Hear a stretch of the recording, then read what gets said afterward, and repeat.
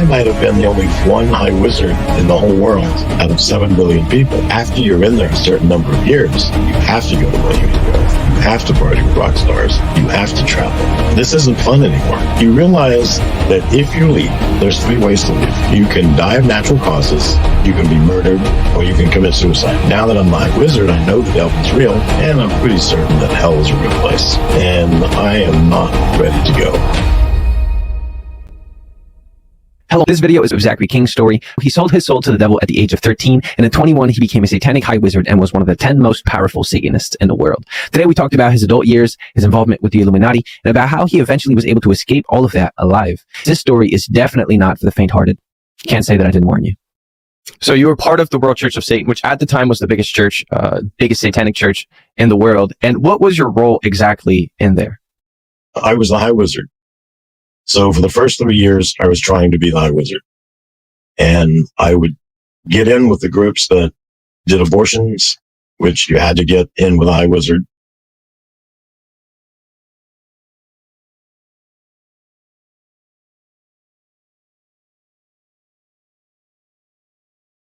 And I would let the high wizard know, I want to do your job. And they would just smile or just laugh, because they knew that I'm seeing it on the outside of them. Mm-hmm. So it's like when you see a rock star and you see him being chased by girls and driving a Lamborghini, you're not seeing it from his perspective. Right. He's not having all the fun you think he's having. Mm-hmm. You're just seeing it from the outside, think, I want that job. He's doing the official magic for the coven. He's getting to drive a Lamborghini. He's got the world in his palm, but I didn't know how he saw it. When I first joined, I got to do magic. I got to go to Bohemian Grove. I got to work with the Illuminati. I got to travel the world. I got to party with rock stars. After you're in there a certain number of years, you have to travel. You have to party with rock stars. You have to travel. You have to do magic.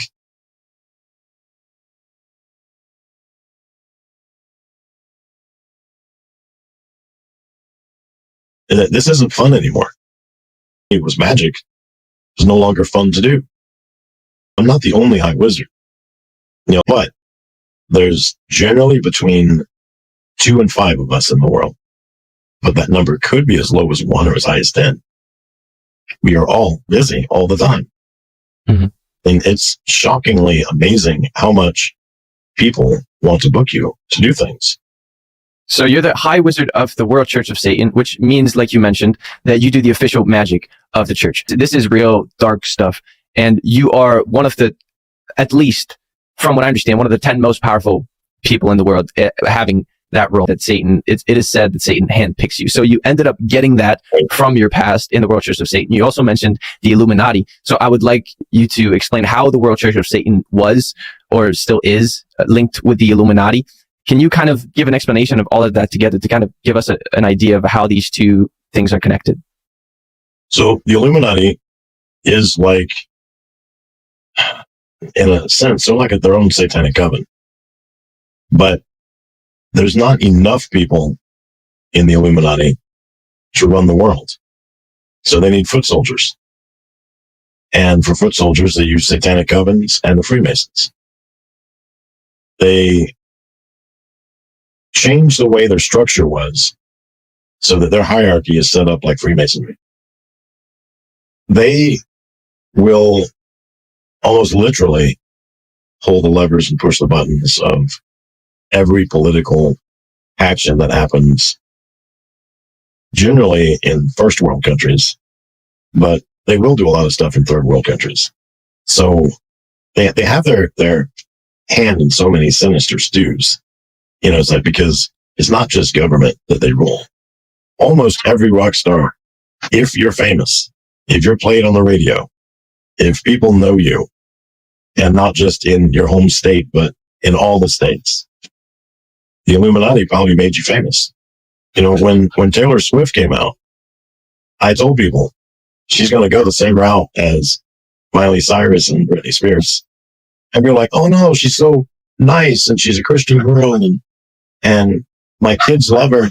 And I was like, well, she's so young right now that by the time she goes off the rails, because it's going to be probably 10 years from now. I said, but I'm telling you, she's going to go that route. As you know, Taylor Swift admits that she does magic.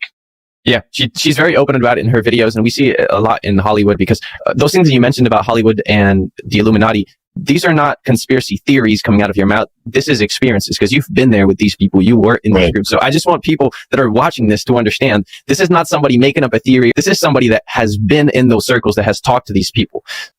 Let's go back to you being a high wizard. We talked about you doing the official magic of the coven. What is the most powerful spell a high wizard can do? A hex. Okay, and how does that work? Let's say you come to my coven.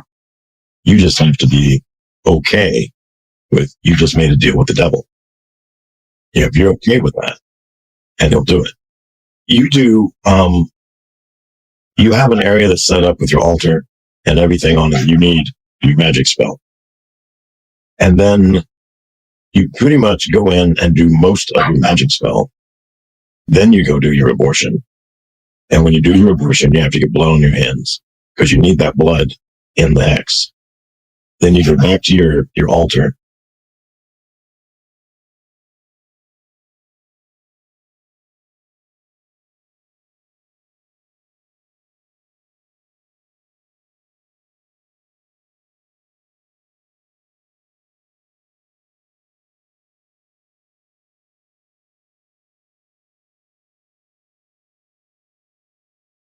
Basically, what you're doing is praying to Satan to attach a demon to somebody.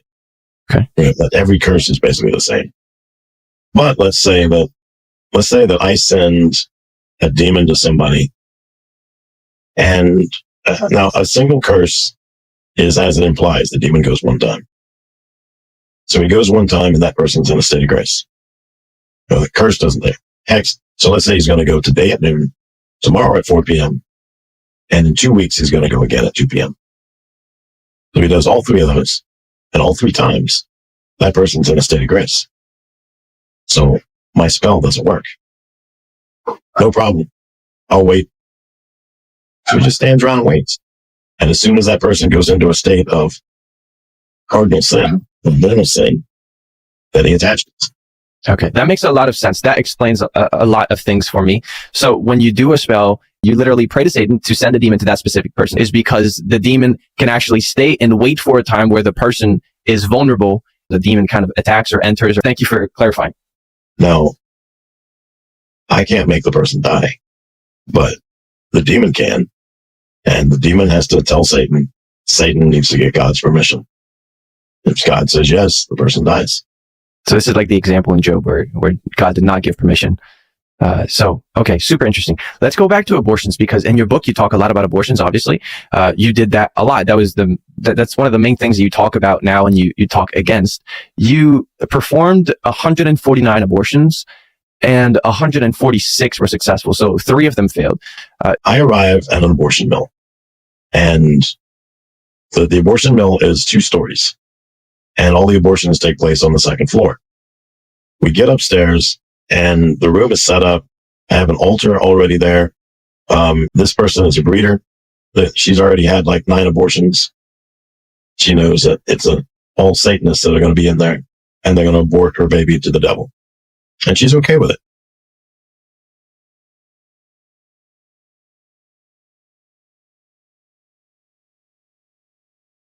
So it's me, an abortion doctor, an abortion nurse.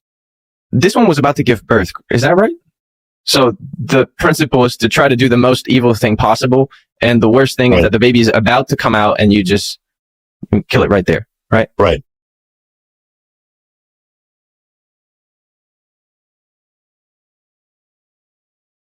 And the office is in downtown Chicago. And I asked my secretary to pull all the files of all the failed abortions. Because I've had, at this point, this was my 3rd one. And I want to know what's the common denominator. So she pulled all of mine and everybody, all the other high wizards. So I can review everybody's and see what the common denominator is. So then I can tell the other high wizards, hey, avoid this. So the only common denominator I could come up with was that when they failed, they were happening during regular business hours. So between like 8 a.m. and 6 p.m. Okay.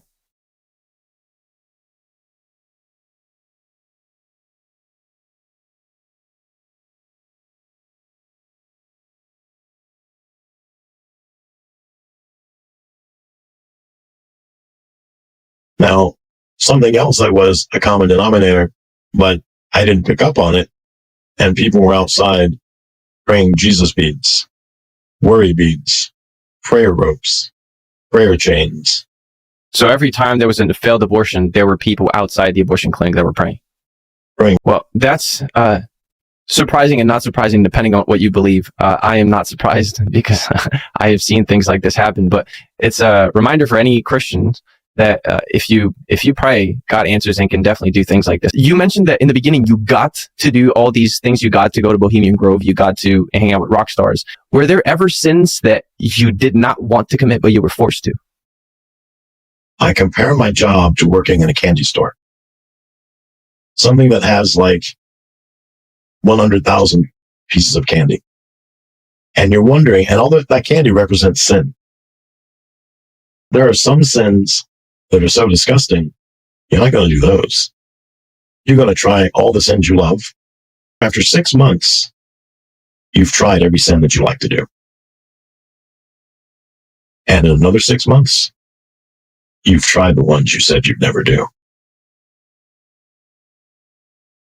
After a while, you settle on your favorites. But every once in a while, you branch out and try something new. Even if 3 years ago, you'd have never done this. But now you're so bored. You'll do it just out of boredom. It's like the Bible talks about we are slaves to sin. And a lot of people are going to understand this from the dopamine standpoint, but it's the same principle that if you continuously reward your brain with dopamine, it's going to want more and more and more, and you'll go to more intense things. If you indulge in sin, you're going to get a taste for things that you never thought you would be interested in, and you would indulge in more and more and more, and it's a vicious circle. Yeah, there's a famous exorcist, Father Chad Ripperger. He has a great quote. Sin makes you stupid. It's like the more you sin, the stupider you get. So eventually, you don't see what you're doing as sin anymore. It's just what you do. Well, for you, it was slightly different because at some point you realized that something was off. So when did you first start thinking about leaving Satanism? At about 3 years into it, when I've done quite a few abortions at this point, and not as many as I was going to do, obviously, but because I'm averaging about one a month. But 3 years in, you realize that when you get off one plane, you got to walk over and get on another plane, and yesterday you were just partying with rock stars. Today, you're going to be partying with more rock stars, and you don't have a choice. And you have to party with these people.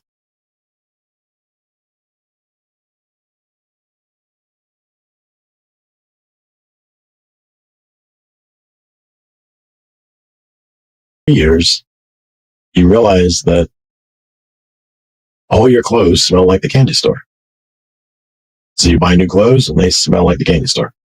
You dump your girlfriend because she smells like the candy store. You get a new girlfriend, she smells like the candy store. No matter what you do, you can't escape the candy store. After 5 years, you realize that your boss cannot create any new sin. You're like, a new candy bar comes out. You're all excited. I'm going to try that. And you rip the candy bar off the wall and you tear into it and you realize it's a brand new wrapper on an old candy bar. A new drug comes out, crack cocaine. You are going to be the first on your block to smoke it. And you are. And right after you finish, you realize, wait a minute. This is cocaine. There's no new drug. It's just a new way to smoke it. Damn it. I was fooled again. So you got bored of the sins and of the what got you excited to become a high wizard in the first place was not appealing to you anymore. So you thought about leaving. Well, the question is, you were involved with the Illuminati and the World Church of Satan. How hard is it to leave the Illuminati? Because I imagine it's not just a thing where you just retreat and it's like, oh, nothing happens after. So how hard is it really? You realize at some point that if you leave, there's 3 ways to leave. You can die of natural causes, you can be murdered, or you can commit suicide. I believed I'd sold my soul to the devil when I was 13. So all 3 of those methods, I end up in hell. Now, when I first started, I wasn't sure hell was real. I agreed to sell my soul to the devil because I'm not sure the devil is real, and I'm not sure that hell is real. Now that I'm the High Wizard, I know the devil is real, and I'm pretty certain that hell is a real place. And I am not ready to go. So I have a bank account that has $87 million. None of it's mine. It belongs to my coven. Whenever I have certain covers that I present to people, or certain disguises, they have to know my bank account. So it's there for that. I drive a Lamborghini Diablo. It's not my car. You know, I dressed as the High Wizard, and I chose an 18th century style tuxedo, and it was made by a very nice clothing manufacturer, and it was expensive. There's 3 options, and all 3 of them lead to you dying, and you have no money in order to get out anyway. So I understand the difficulty of that, but my question also is, because eventually you did end up leaving Satanism, but weren't you scared that your family was going to get targeted? When I graduated college, I stopped contacting my parents and my brother. And you're that selfish, no one else matters to you. Which really, I think, was to my advantage when I left, because I wasn't worried about my parents. You know, I didn't send them letters. You know, there wasn't much email back then. I had a cell phone, but, you know, I never called my parents on it. Now, my dad said when I came back, because I was gone from my parents for about 17 years. Well, let's talk about that part. How were you able to escape the World Church of Satan and the Illuminati without being caught? What did you try, and how did you end up kind of like evading them for that long? Like, I had tons of tricks and, you know, just tricks of the trade, stuff you learn, you pick up along the way on how to find somebody. Everybody leaves a paper trail, regardless of whether you think you do or you don't. Everybody does, because they watched my regular account and my $87 million account. I can't touch that account. And if I take any of that, I'm stealing. They can charge me with that. So out of my own account, every week, I took some money out of my account. Yeah, take $10 out. I started doing $10 a week or $20 here and there, but I didn't spend it on a candy bar. I put it away. And I did that for about 8 months. And I sold a couple of things at home. You know, stuff that I knew this is like a high-end item. So, I mean, it's worth $1,000. Okay. Well, you know, I'm doing things like that. Eventually, I had a decent amount of money, you know, just swirled away. Didn't put it in the bank, kept it in cash in my house. And then we had anything you wanted to go do, there's a Satanist that does it. Like, I had a satanic doctor. So I made an appointment with the satanic doctor. So I made that appointment for 5 p.m. I'd be the last appointment of the day. Didn't get off on the exit. Drove my car until I ran out of gas. Oh, I also took all my credit cards with me. Chopped those up along the way, and every town I'd go in, I'd just throw half of it away. And then when I ran out of gas, and then hitched a ride to the next town, when I got there, I sold my car for scrap. Had a backpack, packed everything that I wanted to take in my backpack, and got a Greyhound bus ticket. And this was 1999.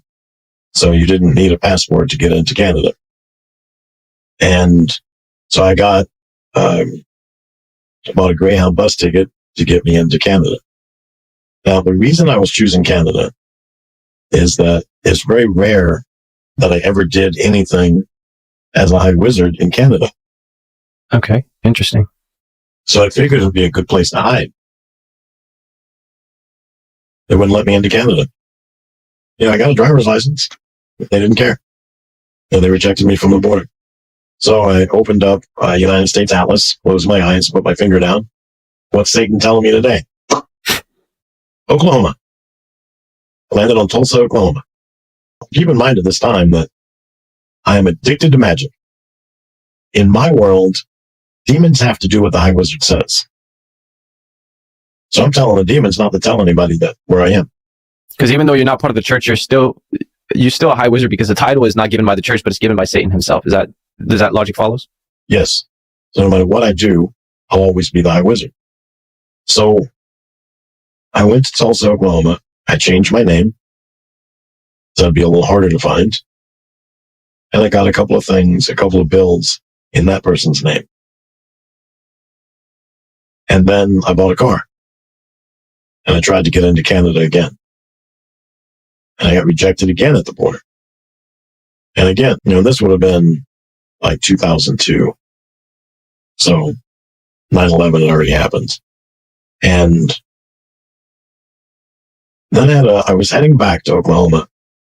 So eventually you got a job and and got a different job at a jewelry store. And that's when your life changed completely. Because as you mentioned, you were still addicted to many things. You were still doing magic. So you had left the Illuminati and the World Church of Satan, but you had not left like Satanism or Satan's side. But now you get this job at the jewelry store, and this is an absolute miracle happens. So can you tell the story of all that happened that day? So as I'm there, this woman comes up. She wants to buy a pair of gold hoop earrings. And she describes them to me, and I present her with the pair. She tries them on. She's like, these are perfect. I'm just about to close the deal. And she says, actually, I'm shopping with my daughter. When I'm done, I'll come back and I'll buy these. Now I've been here for over a year. I know that when a woman says, I'm going to go shop, I'm shopping with my daughter, I'm going to go blah, blah, blah, and I'll buy the one and come back. What she means is that she's going to go find them cheaper someplace else.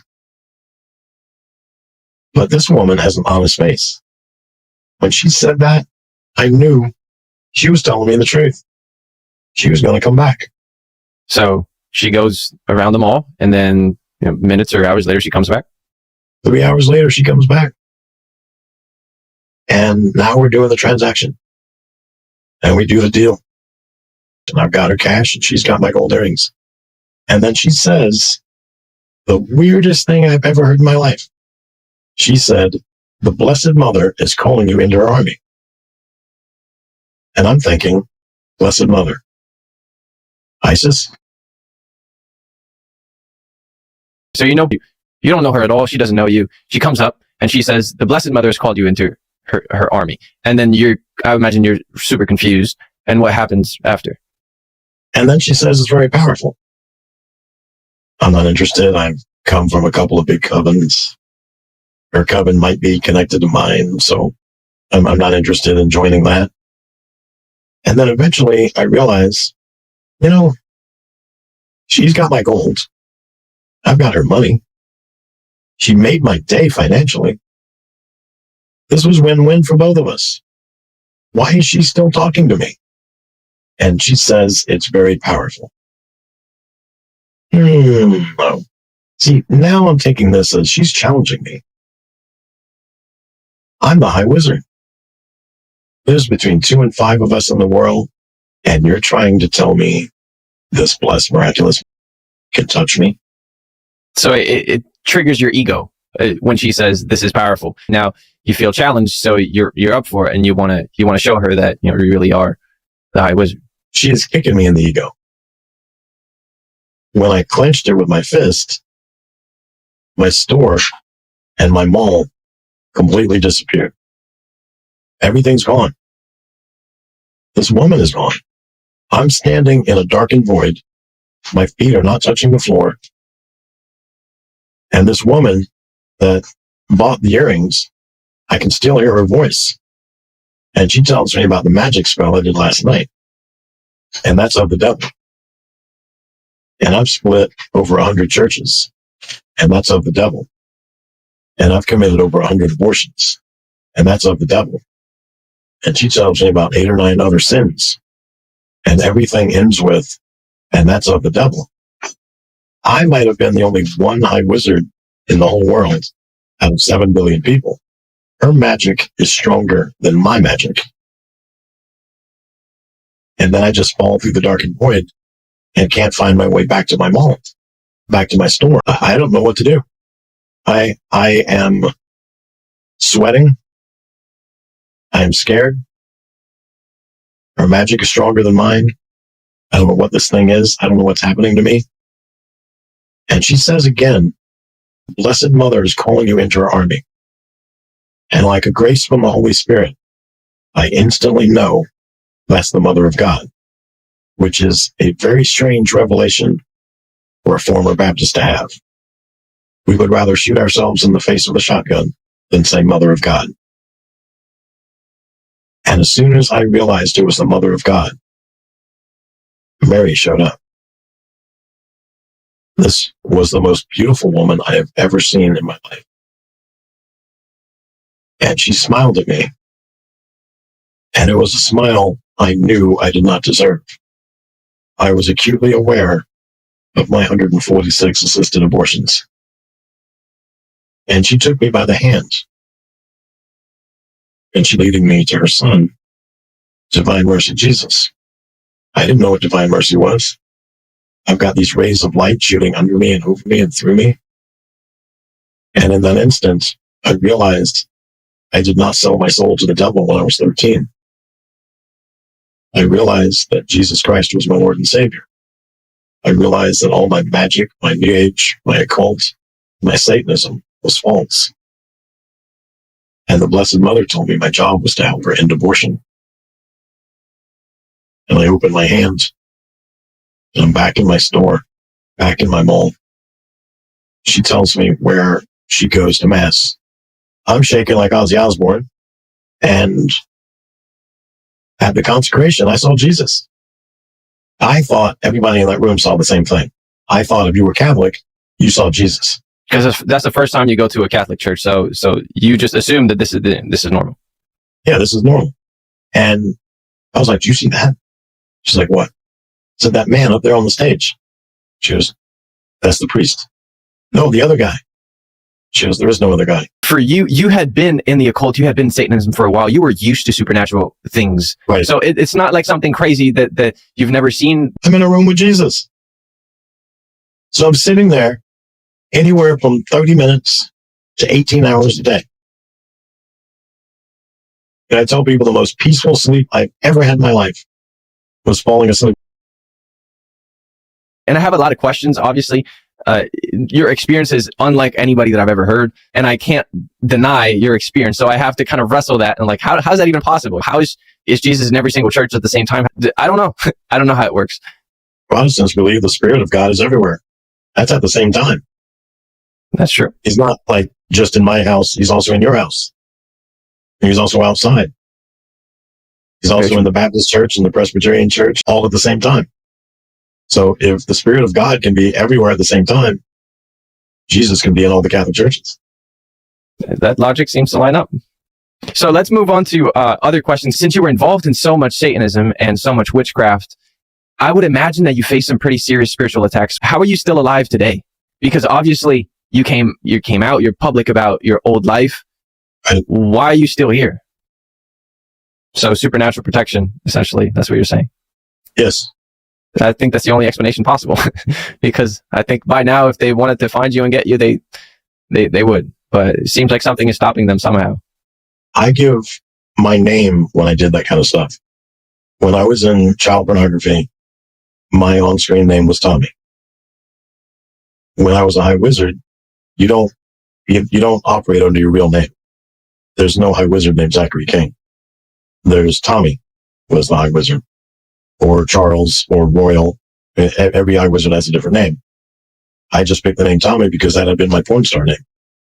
So they know they can find you, but somehow something is stopping them from doing more. So, okay. Well, there's also an interesting story. You became blind soon after your conversion. Can you explain what happened exactly? Somebody sent me an email and they said that I seemed arrogant. And so I asked my ex-wife, am I arrogant? And she said, no. Everybody said no. So I prayed to God and I said, I don't want to be arrogant and I don't want to be perceived as arrogant. So if you could help me to stay humble, I would appreciate that. And the very next day, both of my retinas detached. And you realize suddenly that you are blind. The next day after that prayer, you've been blind, and obviously having that disability, it forces you to be humble, because you need assistance for a lot of things. Everything. There's a time when sometimes, and you have to wait by the men's room, and my assistant is a woman. She can't go in the men's bathroom. I can't go in the women's bathroom. So I have to wait for a man to show up. Now, anytime I've got to go to the bathroom, I have to humble myself to ask. So I can either ask a total stranger, can you take me to the bathroom? Or you got to interrupt the person you know to ask them if they'll take you to the bathroom. So it forces you to be humble, like you mentioned before. And I'm fascinated that you're still able to run a ministry. You have a ministry, a website. You talked at a bunch of different places. You give conferences, like you mentioned, because when you were a Satanist, one of your major calling or duty was to go and close down churches. And now that you're a Christian, what God wants you to do is to close down abortion centers. And I think you've been pretty successful. We've shut down 49 abortion mills around the world. That's a lot. That's a lot. The average abortion mill does 1,500 abortions a year. So I'm saving 75,000 babies a year. When you look at it that way, it brings a different perspective to it. Well, thank you for what you do. I have a heart for you and the things that you do and the things that you've been through. So I thank you very, very much for being here. We're going to talk about more of the spicy details about Bohemiangrove and Bill Gates. And I have a final question for you before we move on. From all the years that you spent as a Satanist and in the occult, in the Illuminati, what's one thing that you've learned that you would want the world to know? I get so many calls from people that say that they can't be redeemed because they sold their soul to the devil. And I say, no, what you have done is given your will to the devil. You can't sell what you don't own, and since you don't own your soul, the only selling of your soul that you do is a fake one. It's a counterfeit. You know what? How do you know you can't sell it? Like, you don't own it. You may have heard God died for you. Jesus paid the ultimate price for your soul. You know, you can't loan it, you can't lease it, you certainly cannot sell it. Hey, thanks for watching, but this is not the end. Zachary and I had a 45-minute conversation about things that certainly would get us banned on YouTube. I'll give you a few hints. It had to do with the worldwide virus, a former president and his wife, and a very peculiar pizza shop. But until then, have a good day and stay blessed.